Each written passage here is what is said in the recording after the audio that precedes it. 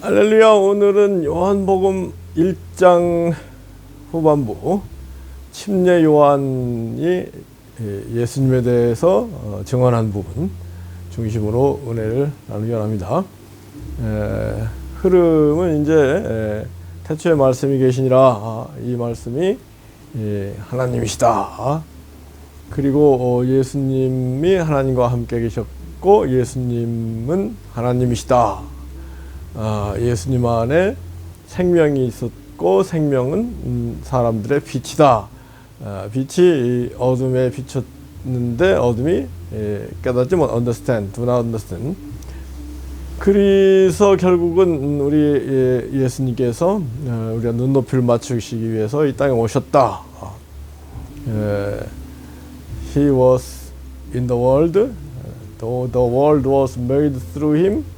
The world did not recognize him. 예수님이 땅에 오셨고 세상은 예수님으로 말미암아 지음받았지만은 예수님을 알아보지 못했다.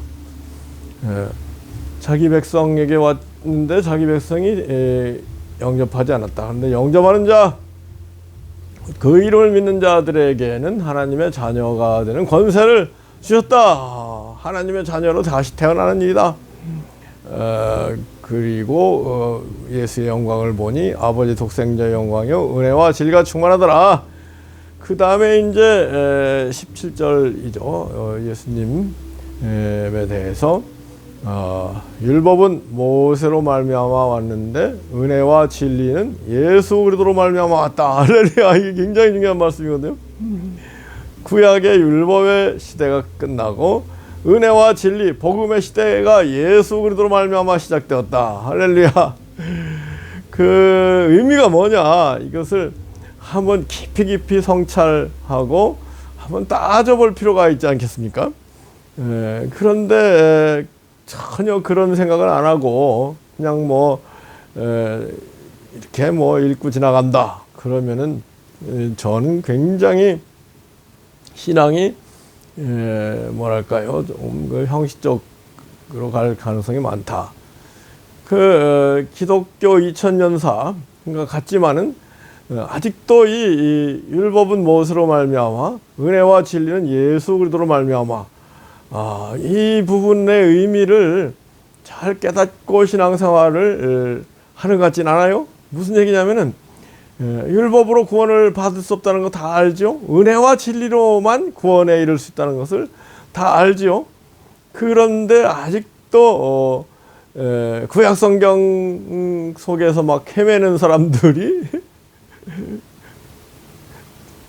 기독교인들, 카톨릭 기독교인들, 오소독스 할 것 없이 전체가 그러고 있다.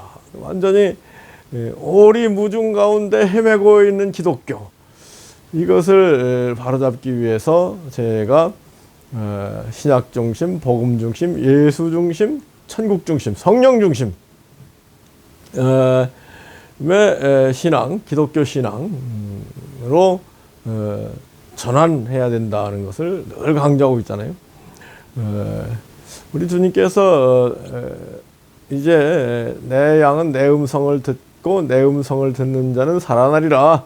내 양은 나를 알고 내 음성을 듣고 나를 따르니라 그랬는데, 그 말씀도 사람들이 제쳐놓고 유대인처럼 모세 구약의 인물들을 따라간단 말이에요. 이거는 참 통탄할 수밖에 없다.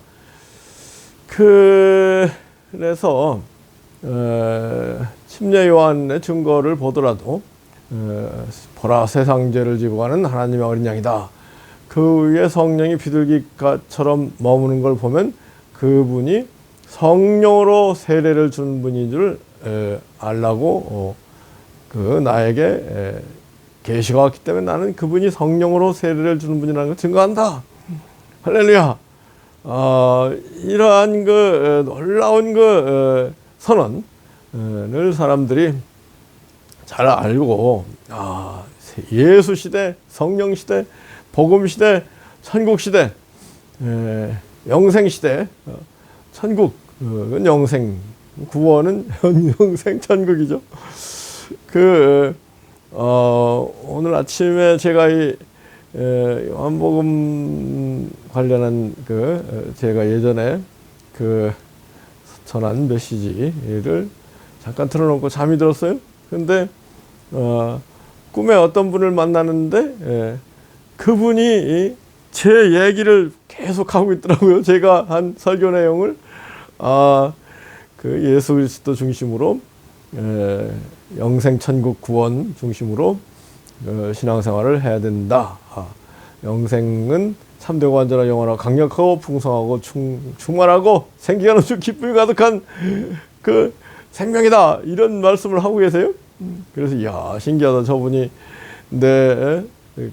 그동안 강조한 가르침들을 잘 마음에 새기고 선포하고 있구나. 그러다가 잠에 깼는데 그게 그분이 하는 게 아니라 제 유튜브 속에서 제가 하는 설교를 들어가면서 저분이 내 메시지대로 잘 얘기하고 있네. 그러고 있더라고요. 그러니까 이게 비몽사몽간이 할까요? 꿈 같기도 하고 생시 같기도 하고 그래서 야, 신기하다. 그렇게 생각하며 일어났습니다만 꿈과 과학과 의학, 정신의학 이런 것도 참 우리가 얼마나 알고 있느냐 한번 살펴볼 필요가 있다고 생각합니다. 그제 우리 의사 친구하고 이런저런 얘기를 하면서 수술하기 전에 사람들 소독한 다음에 수술을 시작한 게 150년밖에 안 됐다. 그러니까 그 친구가 그래요. 이거 의학의 발전은 마취제와 항생제의 발전에 의해서 비약적으로 발전했다. 마취제, 항생제 없이 수술하고 다 죽었다. 그런 얘기를 하더라고요.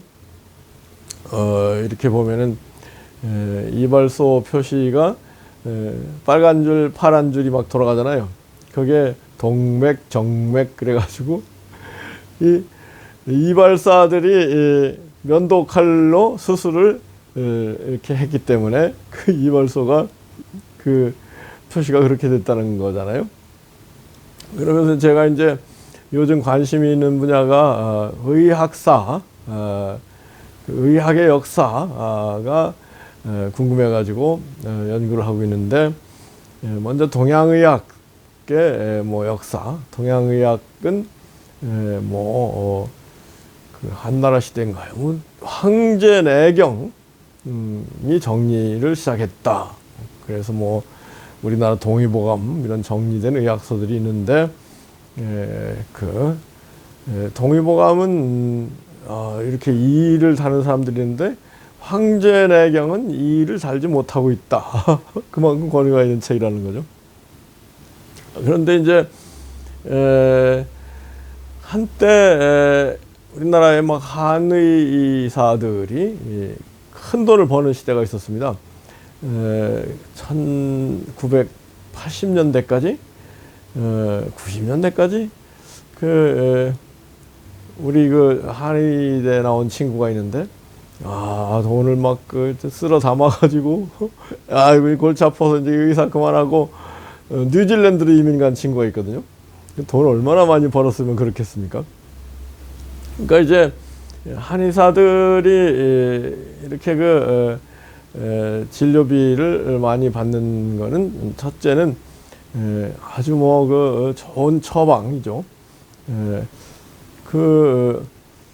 사람들이 비염이니 축농증이니 이런 걸로 고생하는 사람들이 많잖아요. 그것을 치료하는 약재를 발견해가지고 낫는다고 그러니까 어마어마한 사람들이 그 약재를 사러 한의사한테 몰리고 돈을 어마어마하게 벌었다. 그런 얘기를 하더라고요. 지금도 한의사들이 가끔 비염, 축농증 이렇게 약재를 선전하잖아요.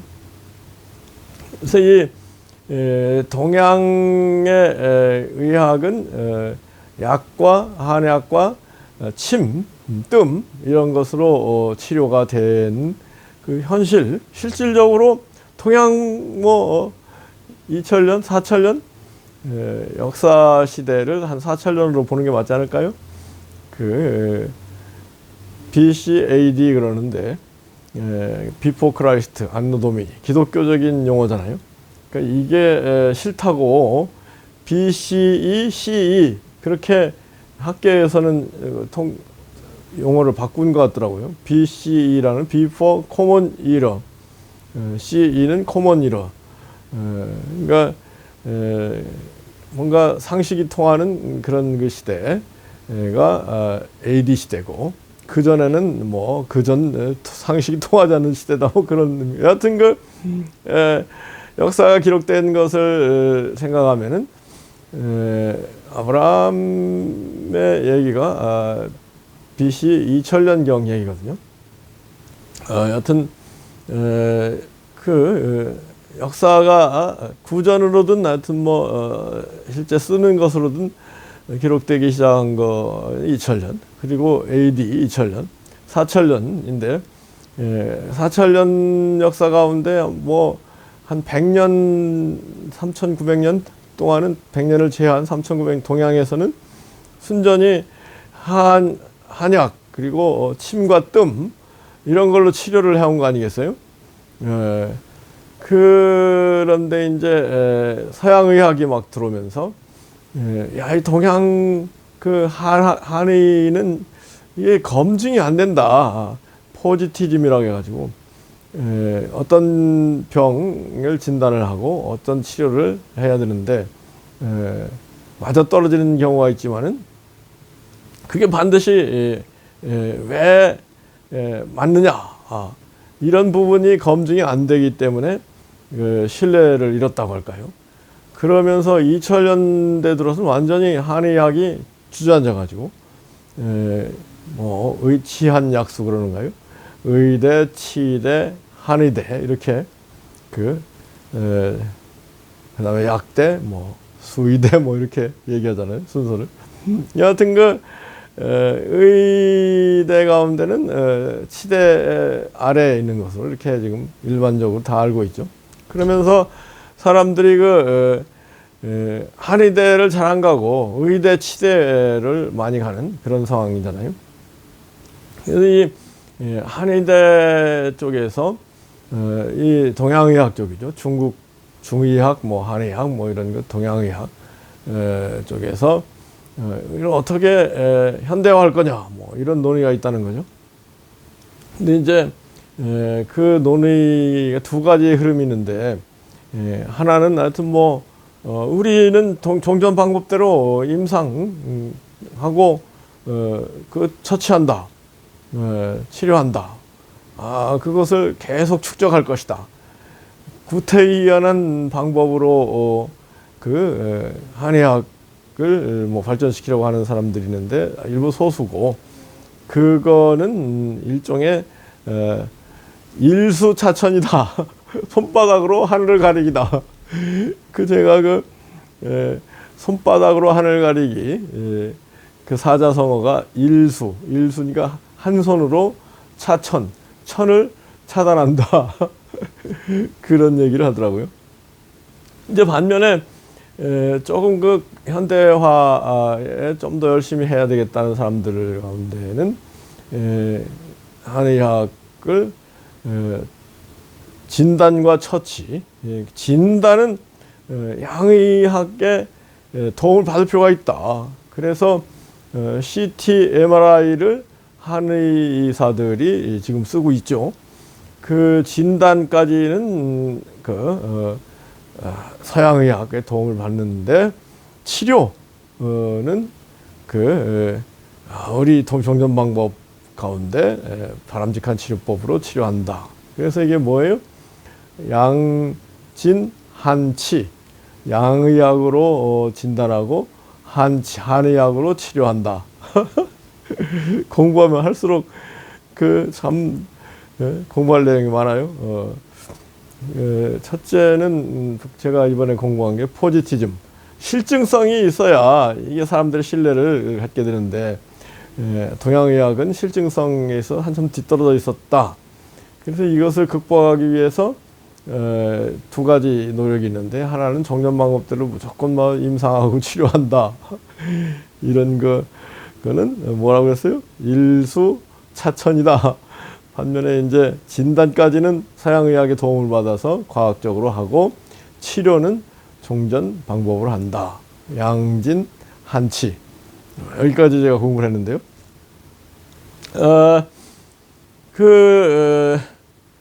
우리 왜 제가 이런 얘기를 하냐면, 우리 기독교, 이 동양의학과 비슷한 그 처지에 있지 않는가. 지금 과학시대인데, 동양의학은 그 과학화, 실증성, 이런 거에 대해서 노력을 안 했거든요. 근데 지금 뭐 카톨릭, 오소독스, 기독, 개신교 할 것 없이 그냥 뭐 오직 성경, 오직 믿음, 뭐 이런 흐름대로 그 안에서 뭐 오직 성경, 신구약 성경 다 주구장창 뭐 열심히 한다. 그리고 기도하고, 그리고 막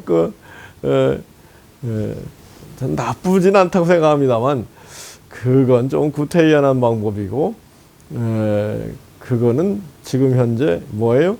일수차천과 비슷하다. 동양의학자들이 구태의연한 방법으로 일수차천식으로 온 세계 기독교가 펼쳐지고 있으니 참 저 개인적으로 통탄한다고 할까요? 그러지 말고 지금 어마어마한 과학시대, 과학적인 지식들이 계속해서 발표되고 축적되는 상황인데, 그거 다 무시하고 일수차천식으로 우리는 구태연하게 뭐 성경 안에서 뭐 정전 방법대로 신앙생활을 한다. 이래서야 젊은 사람들을 설득할 수 있겠는가. 그런 걱정을 많이 하는 거죠.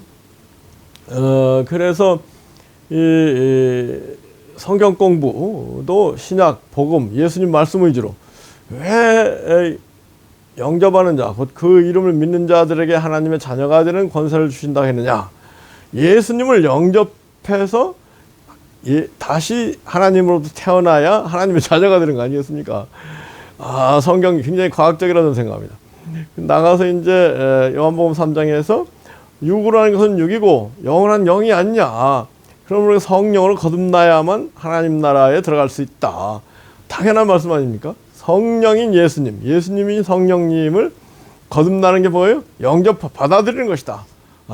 그래서 내 옛사람을 버리고 새 사람이 예수님을 받아들이는 사람, 이게 예수님을 믿는 사람이고, 그 사람이 영생천국을 차지한다. 그러므로 어떻게 하면 우리가 예수님을 잘 영접할 것인가, 그 방법이 뭔가를 끊임없이 연구하고 실천하고 또 실험도 하고 실증도 하고 그래야 되지 않겠습니까? 예수님을 영접하는 길, 그거는 무엇보다도 예수님의 말씀을 영접하는 게 예수님을 영접하는 거 아니겠습니까? 예수님 말씀이 복음이고, 예수님 말씀은 천국 중심으로 돼 있고, 그래서 복음인 예수님 말씀을 마음에 깊이 새기고 순종하면서 영생 천국을 체험하는, 이러한 정말 새 기독교, 과학적인 기독교 가 펼쳐져야 되겠다. 그래서 제가 이 과학화하는 데 있어서 제일 중요한 거는 성경 말씀 찬송을 마음에 새겨야 된다. 그래야 마음을 새긴 사람이 예수님을 영접한 사람 아니겠습니까? 주마가 성격으로 뭐 마이동풍 우이독경식으로 지나가 버리면은 예수님을 전혀 영접하지 않은 것이고, 그래서는 아무 신앙의 효험을 볼 수가 없다. 예수 그리스도의 효험, 복음의 효험이라는 건 어마어마한데, 그래서 받아들여야 된다. 영접해야 된다. 당연한 거 아니겠습니까?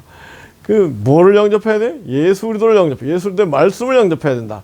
무엇보다도 신앙인들은 예수 그리스도 말씀을 마음에 새기고 시시때때로 생각하고 예수님 말씀 속에 살고 예수님 참된 제자가 되고 요한복음 8장 31절 32절 진리를 알게 되고 자유케 되는 그런 그 흐름으로 가야 되지 않겠습니까?